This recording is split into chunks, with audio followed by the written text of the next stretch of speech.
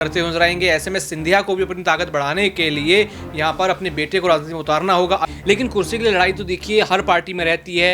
यहाँ पर चुनाव प्रचार तो आपस में भाईचारे से होता है, लेकिन जब बात आती है कुर्सी लेने की तो मैं की जिद जो है सभी पार्टियों में यहाँ पर देखी जाती है।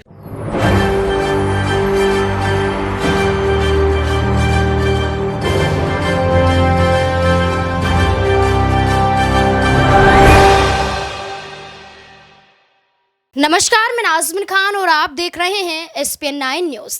आगामी लोकसभा चुनाव से पहले मध्य प्रदेश में एक राजनीति देखने को मिल रही है और ये राजनीति परिवारवाद से जुड़ जाती है। एक पीढ़ी यहाँ पर अपनी राजनीति खत्म करती हुई नजर आती है तो वहीं उत्तराधिकारी उनके परिवार वालों में से ही कोई ना कोई बनाया जाता है। अब ऐसे में जब यहाँ पर मुख्यमंत्री की कुर्सी मोहन सिंह यादव को सौंप दी जाती है तो यहाँ पर बगावती सुर शिवराज सिंह चौहान के जरिए सामने आते हैं। शिवराज सिंह चौहान ही नहीं बल्कि उनके बेटे कार्तिकेय चौहान भी भारतीय जनता पार्टी को चुनौतियां देते हुए भी दिखाई देते हैं। उनके कई बड़े बयान भी सामने आते हैं। कार्तिकेय चौहान यहां पर ये कहते हुए नजर आते हैं कि अगर मेरी सरकार ने जनता से किए हुए वादों को पूरा नहीं किया तो मैं अपनी सरकार के ही खिलाफ उतरने पर तैयार हो जाऊंगा। जहां एक तरफ कार्तिकेय चौहान राजनीति में सक्रिय नजर आ रहे हैं तो वहीं दूसरी तरफ ज्योतिरादित्य सिंधिया के बेटे महाआर्यमन सिंधिया भी राजनीति में कहीं ना कहीं सक्रिय देखे जा सकते हैं। अब ऐसे में शिवराज सिंह चौहान के बेटे की बात करें और ऐसे में देखा जाए तो शिवराज सिंह चौहान के कितने बेटे हैं तो यहाँ पर शिवराज सिंह चौहान के 2 बेटे हैं और कार्तिकेय चौहान की बात करें तो वो सबसे बड़े बेटे के रूप में देखे जाते हैं। जैसे ही यहाँ पर कार्तिकेय चौहान की बात सामने आती है वो ज्योतिरादित्य सिंधिया के बेटे से भी ज़्यादा सक्रिय राजनीति में नजर आए। 2000 आपको बता दें 3 की बात करें तो यहाँ पर भी वो राजनीति में सक्रिय नजर आए थे।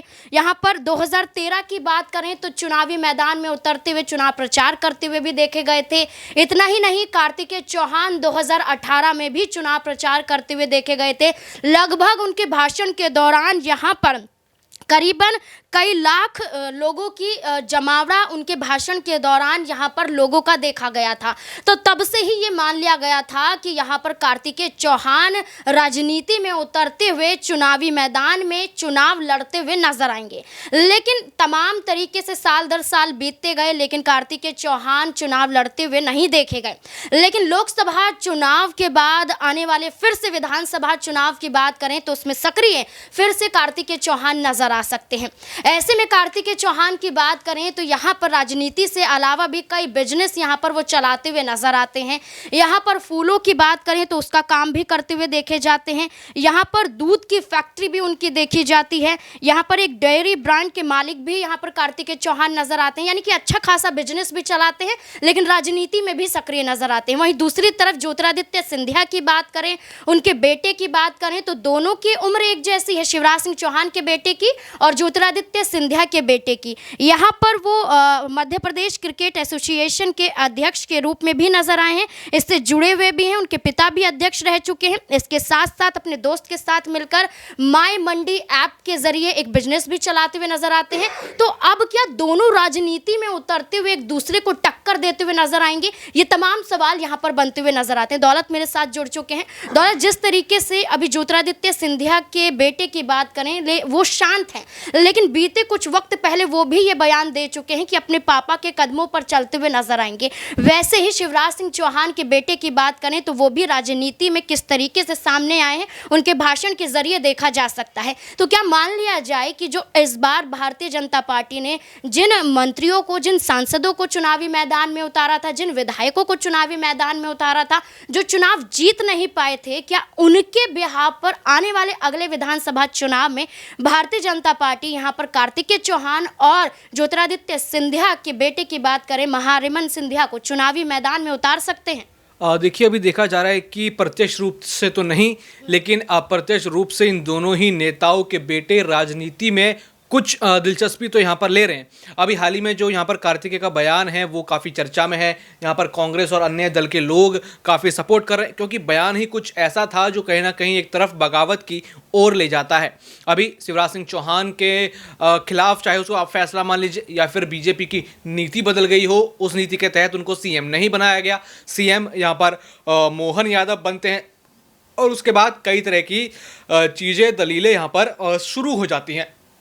यहाँ पर हम देखते हैं कि किस तरीके से उनको एक राजनीति स्वरूप दे दिया जाता है कि यहाँ पर उनके बेटे ने बयान दिया तो बगावत करना चाहते हैं। लेकिन अगर उनके बेटे राजनीति में उतरते हैं तो कहीं ना कहीं सिंधिया भी चाहेंगे कि उनके परिवार का कोई व्यक्ति राजनीति में आए, क्योंकि यहाँ पर अगर दोनों बाप बेटे शिवराज सिंह चौहान और कार्तिकेय यहाँ पर राजनीति में होंगे तो वर्चस्व उनका ही ज़्यादा बढ़ेगा।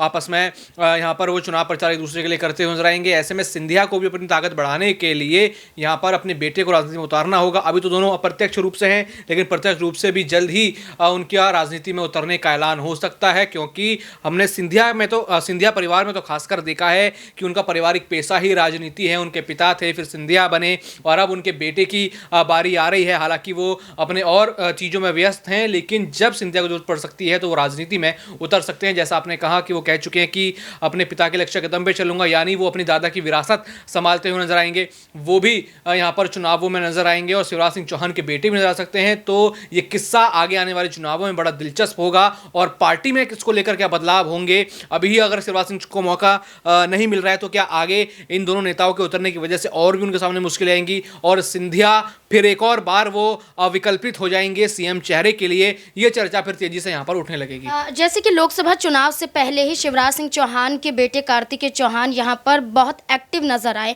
और उनके भाषण से यहाँ पर जाहिर भी हो रहा है कि वो राजनीति में उतरने के लिए ही बयानबाजियां कर रहे हैं। लेकिन ज्योतिरादित्य सिंधिया के बेटे की बात करें तो वो राजनीति में अभी कोई बयान नहीं दे रहे हैं। जैसे ही कार्तिकेय चौहान आ गए तो क्या अब सिंधिया के बेटे भी यहाँ पर आ जाएंगे, महारिमन भी यहाँ पर बयानबाजी करते हुए नजर आएंगे अपने पिता को लेकर? क्योंकि देखा जाए तो उनके पिता को लेकर कई सवाल खड़े किए जा रहे हैं कि आपने भारतीय जनता पार्टी में शामिल होकर एक गलत फैसला ले लिया। तो क्या वो भी अपने पिता के बचाव में देखे जाएंगे? क्योंकि शिवराज सिंह चौहान के बेटे तो उनका बचाव करते हुए नजर आ रहे हैं। बिल्कुल, यहाँ पर अगर कोई व्यक्ति मुसीबत में होता है तो परिवार उनका बचाव करने आता ही है। शिवराज सिंह चौहान के बेटे का बयान शिवराज सिंह चौहान की बगावत को और ज़्यादा यहाँ पर रिडिफाइन करता है। जिस तरीके से शिवराज सिंह चौहान लगातार अपने बयान दे रहे हैं, अपना दुख जनता के बीच जता रहे हैं। ऐसे में ये जनता के बीच दुख जताने का माहौल उनके बेटे ने भी फिर दोबारा जो है बड़े मन से, बड़े तरीके से यहाँ पर खड़ा कर दिया है। तो ऐसे में यहाँ पर शिवराज सिंह चौहान के बेटे तो प्रत्यक्ष रूप से उतर चुके हैं और अब बात यहाँ पर आप सिंधिया की कर रहे हैं, सिंधिया के बेटे की, तो उनको भी यहाँ पर तैयारी की जा सकती है। वो भी यहाँ पर पारिवारिक राजनीति जो उनका पेशा रहा है उसका हिस्सा भी वो बनते हुए नजर आ सकते हैं। और ऐसे में हम देखेंगे कि राजनीति और आगे बढ़ेगी। एक परिवारवाद के शब्द है जो कहीं ना कहीं बीजेपी ने ही ये छेड़ना शुरू किया था कि अपने परिवार को मौका ही बस कांग्रेस के लोग देते हैं, लेकिन आधे से ज़्यादा कांग्रेस के लोग बीजेपी में आके अपने बेटों को यहाँ पर बड़े बड़े मौके दे रहे हैं। सिंधिया आप देख लेंगे, यहाँ पर हम और भी नेताओं को देख लेंगे कि जो कांग्रेस छोड़कर बीजेपी में आते हैं तो उनके और उनके परिवार के जो लोग हैं उनको यहाँ बड़ी बड़ी उपाधियाँ दे दी जाती हैं। तो परिवारवाद सिर्फ कांग्रेस में ही नहीं, बीजेपी में भी इसके कई बड़े बीज यहाँ पर दिखाई देते हैं। और यहाँ पर बस परिवारवाद के नाम पर राजनीति करने का शौक तो यहाँ पर बीजेपी को है, लेकिन कहीं ना कहीं वो भी इस चीज़ से ग्रसित हैं, वो उनको देखना होगा। एक आखिरी सवाल रहेगा कि ज्योतिरादित्य सिंधिया ने कैसे कांग्रेस पार्टी को छोड़ा और यहाँ पर भारतीय जनता पार्टी को सत्ता में मध्य प्रदेश में ला लिया। लेकिन देखा जाए तो खुद मुख्यमंत्री नहीं बनते हैं, शिवराज सिंह चौहान मुख्यमंत्री बन जाते हैं, लेकिन आपस में कभी बनती हुई नजर नहीं आई। दोनों कभी एक साथ चुनाव प्रचार करते हुए नहीं देखे गए। दोनों को देखा जाए तो एक दूसरे के विरोध में नजर आए। तो अब ऐसे में अगर इनकी राजनीति की बात करें तो क्या जब उनके बेटे भी राजनीति में सक्रिय हो रहे हैं, क्योंकि उम्र के लिहाजे से तो बिल्कुल राजनीति में आ सकते हैं, तो क्या एक दूसरे के खिलाफ यहाँ पर चुनावी मैदान में उतरते हुए नजर आएंगे जैसे उनके पिता यहाँ पर नजर आ रहे हैं? बिल्कुल ऐसा देखा जा सकता है, लेकिन अगर एक ही पार्टी में दोनों लोग होंगे तो यहाँ पर ये थोड़ा समझना मुश्किल हो जाएगा था या फिर ऐसी स्थितियाँ नहीं बनेंगी। लेकिन कुर्सी के लिए लड़ाई तो देखिए हर पार्टी में रहती है। यहाँ पर चुनाव प्रचार तो आपस में भाईचारे से होता है, लेकिन जब बात आती है कुर्सी लेने की तो मैं की जिद जो है सभी पार्टियों में यहाँ पर देखी जाती है। और कांग्रेस शायद इसी मैं की जिद की वजह से राजस्थान से लेकर मध्य प्रदेश में बिखरी है। और अब तो यहाँ पर इस मैं की जिद में कांग्रेस ने एक अलग ही एक एक कहें तो यहाँ पर दाव खेल दिया। यहाँ पर उन्होंने एक नए व्यक्ति को ही सीधा यहाँ पर नेता प्रतिपक्ष बना दिया। ना वो गहलोत से ज़्यादा सिरा रखते हैं, ना ही वो पायलट पक्ष से ज़्यादा सिरा रखते हैं। तो कहीं ना कहीं इन सब चीज़ों को ख़त्म करने के लिए, गुटबाजी को ख़त्म करने के लिए सभी पार्टियां यहाँ पर फैसले कर रही हैं। जी बिल्कुल, यहाँ पर जिस तरीके से अभी विधानसभा चुनाव तो दूर है, लेकिन जिस तरीके से यहाँ पर लोकसभा चुनाव नज़दीक आ रहा है और ऐसे में मध्य प्रदेश में शिवराज सिंह चौहान के बेटे काफ़ी तेज तर्रार नजर आ रहे हैं, तो क्या उनको टक्कर देने के लिए ज्योतिरादित्य सिंधिया के बेटे भी यहाँ पर मैदानी जंग में उतरते हुए नजर आएंगे? क्या लगता है आपको, क्या एक बड़ी जंग यहाँ पर मध्य प्रदेश में अब भारतीय जनता पार्टी में रहते हुए इन दोनों राजनेताओं के बेटों के द्वारा देखने को मिलेगी? क्या लगता है आपको? कमेंट बॉक्स में ज़रूर बताएं। देखते रहें SPN9 न्यूज़। धन्यवाद।